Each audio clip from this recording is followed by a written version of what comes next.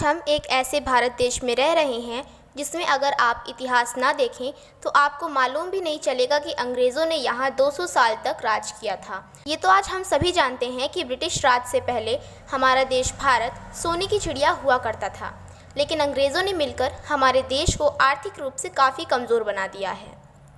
अंग्रेज़ों ने अगर भारत पर लगभग 200 वर्षों तक राज नहीं किया होता तो आज भारत की क्या तस्वीर होती।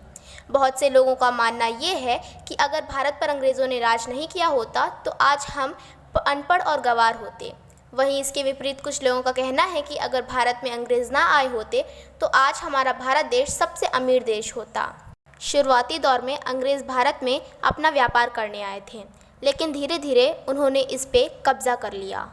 अंग्रेज़ों के आने से पहले भारत के पास जितना धन था उतना किसी और देश के पास नहीं था, लेकिन जब अंग्रेज़ भारत पर शासन करते थे तब वो हर साल लगभग 4 मिलियन पाउंड की दौलत लेकर जाते थे।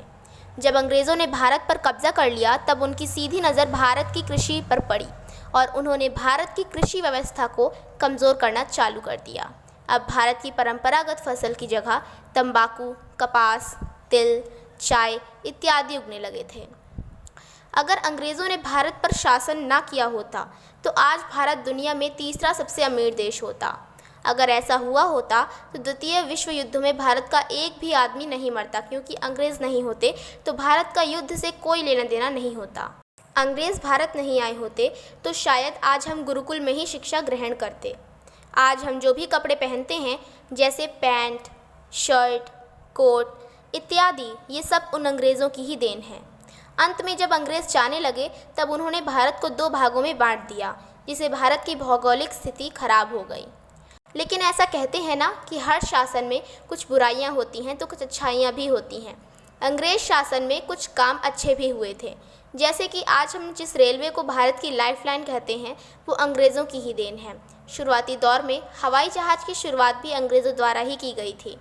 अब हम ऐसा भी बोल सकते हैं कि अगर इन दोनों चीज़ों की शुरुआत अंग्रेज़ों ने नहीं की होती तो हम एक क्षेत्र में इतने आगे नहीं पहुंच पाते। भारत में उस समय जो सती प्रथा चल रही थी उसे बंद कराने में भी अंग्रेज़ों का काफ़ी बड़ा हाथ था।